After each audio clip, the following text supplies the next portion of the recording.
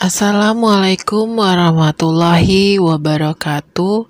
Berjumpa lagi dengan saya Ibu Anissa di mata pelajaran prakarya materi pengolahan hasil peternakan dan perikanan menjadi olahan pangan setengah jadi. Ikan dan daging selain mengandung protein juga mengandung vitamin, air, dan juga mineral. Kandungan mineral dan air yang terdapat pada ikan dan daging yang belum diolah memiliki waktu simpan yang relatif singkat. Oleh karena itu, bahan pangan tersebut mudah menjadi busuk akibat pengaruh fisiologik, mekanik, fisik, kimiawi, parasitik, atau mikrobiologik yang berubah. Nah, untuk memperpanjang waktu simpan ikan dan daging, dilakukan proses pengolahannya. Sekarang kita bahas terlebih dahulu, apa itu pengolahan bahan pangan? Nah, pengolahan bahan pangan adalah suatu kegiatan mengubah bahan mentah menjadi bahan setengah siap saji dengan tujuan untuk meningkatkan kualitas dan memperpanjang masa simpan bahan pangan tersebut. Selanjutnya, olahan pangan setengah jadi adalah mengolah bahan baku pangan dengan proses pengawetan, baik pengawetan secara kimia, fisika, ataupun mikrobiologi, menjadi aneka ragam olahan pangan setengah jadi yang digunakan selanjutnya sebagai bahan baku pangan. Bahan pangan setengah jadi memiliki nilai ekonomis lebih tinggi dibandingkan dengan bahan segar atau mentah maupun bahan pangan jadi karena dapat memiliki umur simpan yang lebih panjang. Nah, untuk mengolah ikan dan daging segar menjadi bahan pangan setengah jadi diperlukan teknologi pengolahan dan alat pengolahan yang tepat. Nah, sekarang kita akan bahas tentang keuntungan bahan pangan yang diolah menjadi bahan pangan setengah jadi. Yang pertama, menjadi bahan baku yang fleksibel untuk industri pengolahan lanjutan. Yang kedua, dapat diperjualbelikan antar daerah dan sebagai komoditas ekspor. Berikutnya, aman dalam distribusi dari satu tempat ke tempat yang lain. Berikutnya, dapat dikemas lebih ringkas, menghemat ruangan dalam penyimpanan, mengurangi biaya dalam penyimpanan, tahan lama dan lebih kuat di cuaca dingin atau panas. Berikutnya kita bahas tentang jenis olahan pangan setengah jadi.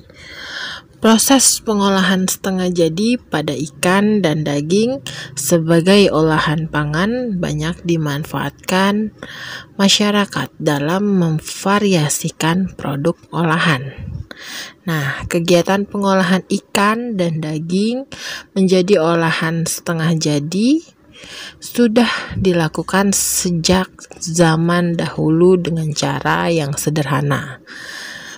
Proses pengolahan ikan secara sederhana dapat dilakukan dengan cara yang pertama, penggaraman, pengukusan, pengeringan, pengasapan, fermentasi, dan pembekuan. Sedangkan pengolahan daging secara sederhana dapat dilakukan dengan cara seperti perebusan, pengasapan, dan pembekuan. Nah, proses pengolahan ikan dan daging menjadi bahan pangan setengah jadi memiliki masa simpan yang lebih panjang, sehingga dapat disimpan sampai berbulan-bulan hingga tahunan. Berikutnya kita akan bahas satu persatu tentang jenis olahan pangan setengah jadi dari bahan ikan yang pertama. Nah, pengolahan ikan menjadi produk setengah jadi yaitu berupa filet ikan dan surimi. Filet ikan adalah bentuk irisan daging ikan tanpa tulang dan tanpa sisik dan kadang tanpa kulit. Sedangkan surimi adalah daging yang dihaluskan hingga membentuk seperti pasta. Nah, ini bisa dilihat contohnya filet ikan yang tanpa tulang, kemudian hasil olahan surimi seperti sosis, kemudian steak crab, bakso ikan, dan juga fish roll. Nah, ini hasil produk olahan filet ikan. Yang pertama bisa dilihat gambarnya ada abon ikan, kemudian stik ikan, dan juga ikan asam manis. Nah, produk olahan filet ikan ini bisa juga diolah berbagai macam olahan makanan seperti ikan filet lada hitam, kemudian ikan filet teriyaki, dan lain sebagainya. Kita lanjut ke produk olahan surimi. Nah, ini bisa kita lihat bersama-sama. Ada yang pertama bakso ikan, kemudian ada makanan khas Jepang yaitu sabu-sabu atau steamboat, kemudian tempura ikan atau otak-otak, dan juga stik ikan. Nah, sekarang kita akan bahas tentang tepung. Tepung adalah partikel padat yang berbentuk butiran, baik butiran kasar dan halus atau bubuk. Tepung ikan dan tepung tulang ikan merupakan tepung dari produk hewani. Dibuat dengan cara menggiling ikan atau tulang sampai halus. Nah, ini bisa dilihat gambarnya hasil olahan dari tepung tulang ikan. Nah, hasil olahannya berupa kerupuk. Baik, kita lanjut. Jenis olahan pangan setengah jadi dari bahan daging. Daging banyak dimanfaatkan dalam bentuk yang sudah diolah menjadi aneka macam masakan.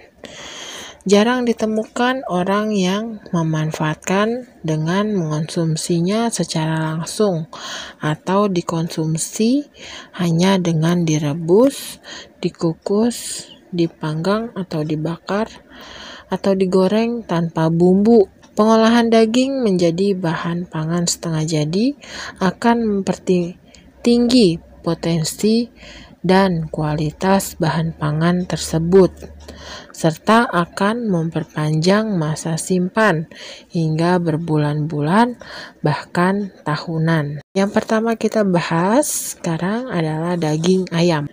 Daging ayam menjadi makanan sumber gizi dan vitamin sehari-hari bagi sebagian penduduk di dunia.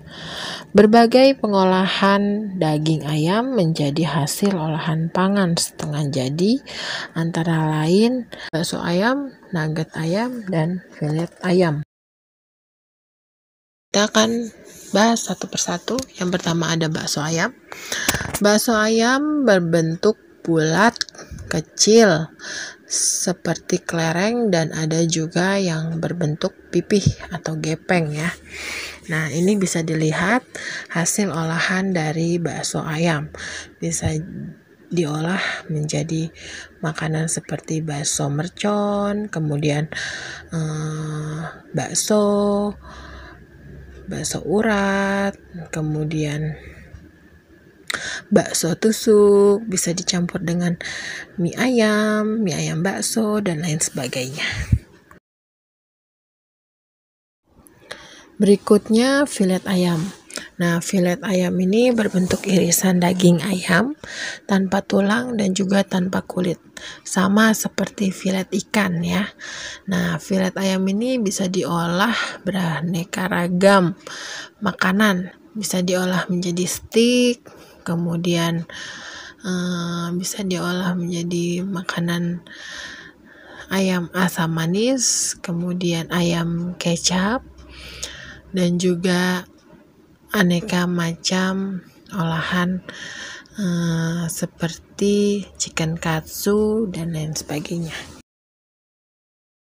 Selanjutnya ada nugget ayam. Nugget ayam adalah olahan yang terbuat dari daging ayam atau bisa juga daging sapi yang diolah dengan cara dimasak dengan beberapa jenis bumbu. Nah, ini hasil olahan dari nugget ayam. Bisa digoreng saja nuggetnya, kemudian diolah menjadi bola-bola nugget, dan bisa juga nugget dicampur dengan seperti mie goreng, dan juga makaroni cheese nugget. Kita lanjut ke daging sapi. Daging sapi merupakan salah satu jenis makanan yang mampu menunjang program perbaikan gizi masyarakat. Sumber protein berkualitas tinggi, vitamin dan mineral yang diperlukan tubuh. Alternatif produk pangan setengah jadi yang dapat dikembangkan dari daging menjadi olahan pangan setengah jadi, yaitu dendeng, kornet, bakso, dan daging burger sapi. Jenis-jenis olahan setengah jadi dari bahan daging, diantaranya kita bahas yang pertama, yaitu ada dendeng. Dendeng adalah produk yang berbentuk pipih, tipis, dan kering. Nah, bisa dilihat gambarnya. Ini ada olahan dari dendeng daging sapi. Bisa dibuat menjadi dendeng balado, dendeng cabai hijau, dan juga dendeng asam pedas. Berikutnya adalah kornet. Kornet daging sapi berbentuk adonan lunak yang berbumbu. Produk ini tersedia dalam kemasan kaleng atau saset. Nah, ini bisa dilihat gambar hasil olahan dari kornet. Bola-bola kornet, kemudian sebagai isian risol, dan juga tahu kornet, ada juga sebagai isian roti bakar kornet, telur. Selanjutnya ada abon. Abon sapi berbentuk seperti serat-serat halus, berwarna coklat terang hingga kehitaman. Nah, ini hasil olahan dari abon sapi. Biasanya dicampur dengan sebagai isian dari produk olahan makanan. Ada snack kering, kemudian lemper, dan juga aneka roti dari abon. Nah, selanjutnya olahan lain dari daging sapi, ada beef burger atau burger, kemudian steak, dan juga bakso. Berikutnya kita bahas tentang manfaat olahan pangan setengah jadi. Manfaat ikan dan daging produk setengah jadi adalah memiliki waktu simpan yang lebih panjang. Proses perlakuan pada saat pembuatan produk setengah jadi membuat bahan pangan dapat digunakan menjadi olahan yang memiliki variasi bentuk yang menarik serta cita rasa yang tinggi sehingga banyak diminati oleh masyarakat. Produk setengah jadi dari ikan dan daging dapat pula diolah dengan menambahkan bahan pangan lainnya agar kandungan gizinya lengkap. Berikutnya kita bahas tentang metode pengolahan. Metode pengolahan produk setengah jadi dari ikan dan daging dapat dilakukan dengan beberapa proses, yaitu pembekuan, pengeringan, pengasapan, dan pengalengan. Nah, pada pelajaran kelas 9 kali ini akan dipelajari metode pembekuan dan pengeringan saja. Jadi 2 metode. Yang akan kita bahas pertama adalah proses pembekuan. Pengolahan makanan setengah jadi dari ikan dan daging biasanya dilakukan proses pembekuan. Pada dasarnya, menyimpan makanan dengan cara dibekukan merupakan salah satu cara untuk mengawetkan makanan. Inti dari mengawetkan makanan adalah untuk mempertahankan masa simpan makanan agar layak dikonsumsi dan untuk mempertahankan mutu makanan dari kerusakan. Kerusakan makanan ini bisa disebabkan oleh faktor kimia, fisika, dan juga biologis. Faktor-faktor kerusakan tersebut tentu akan sulit dikendalikan apabila tanpa usaha pengawetan. Proses mengawetkan makanan dengan menambahkan bahan kimia yang berbahaya bagi kesehatan haruslah dihindari karena masih banyak cara mengawetkan makanan tanpa penambahan bahan pengawet. Salah satunya dengan proses pembekuan. Metode pembekuan dilakukan harus maksimal dengan memperhatikan beberapa hal berikut ini. Yang pertama, dasar metode pembekuan. Dasar sistem kerja pembekuan adalah suhu dingin.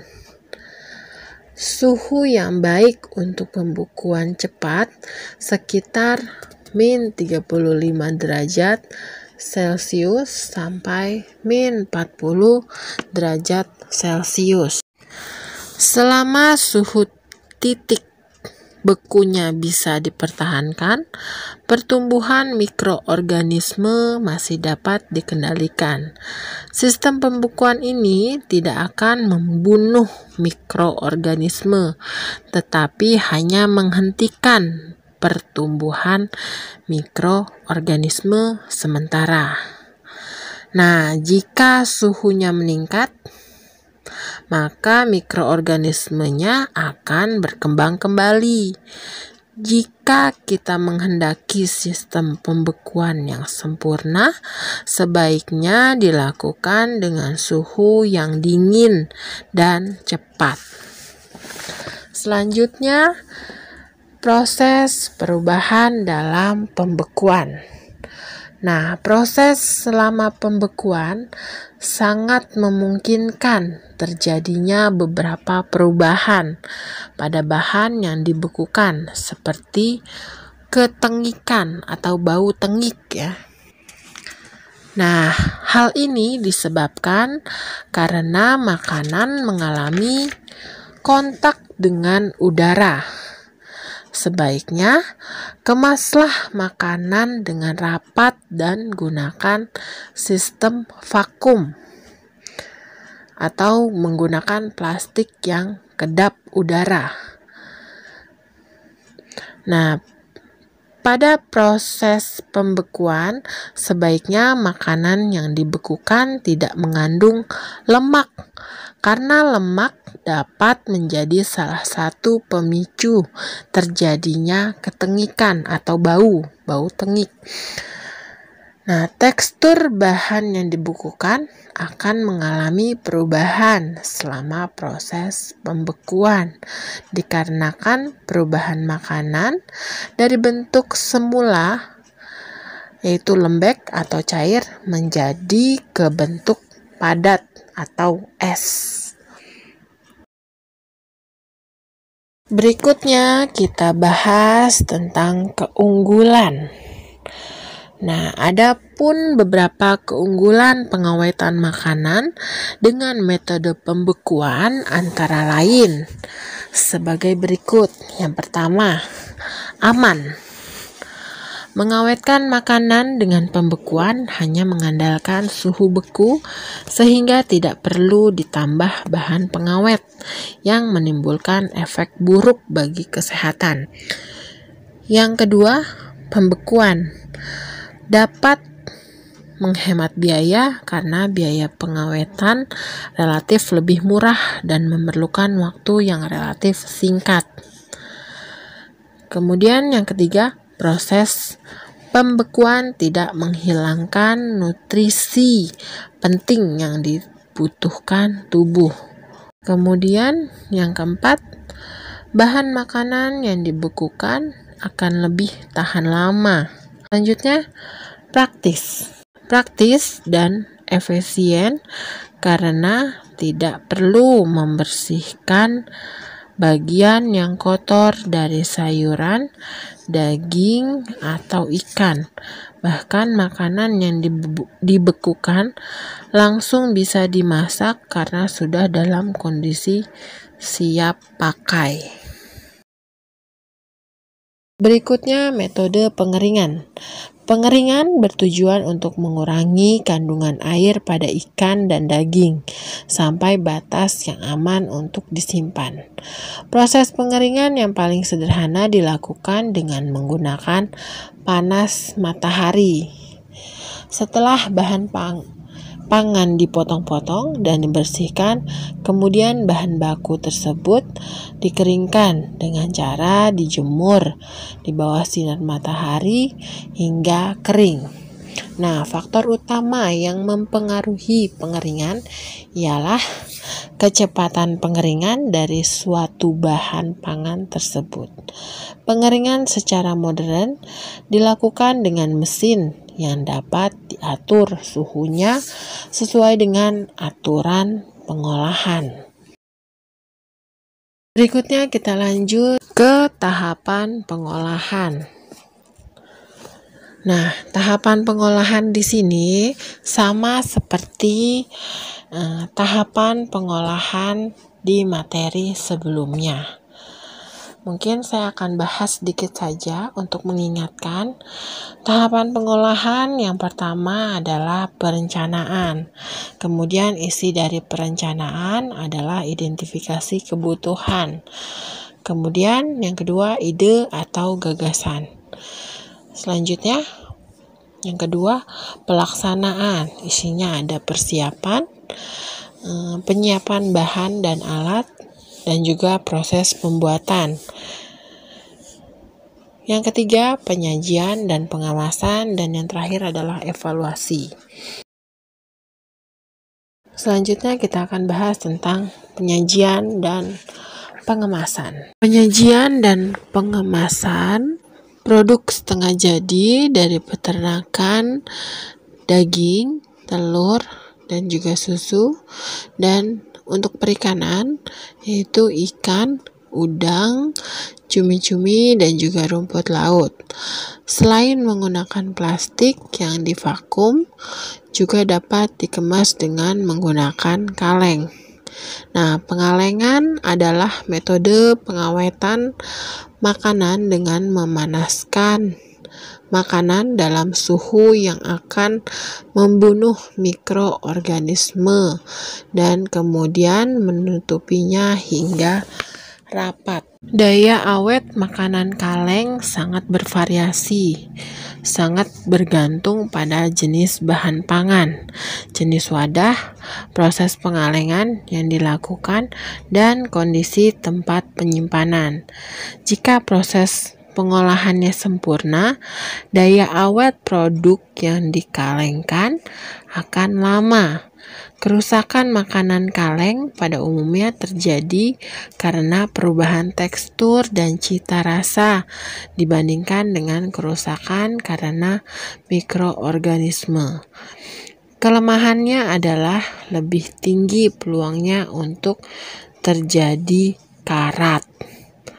Nah, berikut ini adalah contoh pengemasan produk olahan pangan setengah jadi dari hasil peternakan dan perikanan.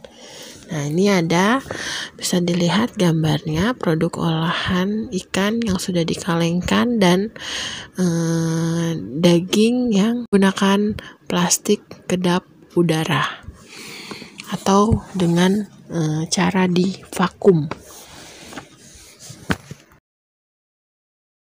Baiklah, sampai sini saja pembahasan materi kita hari ini. Mungkin jika ada pertanyaan, kalian bisa japri saya melalui WA. Mungkin sampai sini saja. Saya akan mengakhiri pertemuan kita hari ini. Wabillahi taufiq wal hidayah. Wassalamualaikum warahmatullahi wabarakatuh.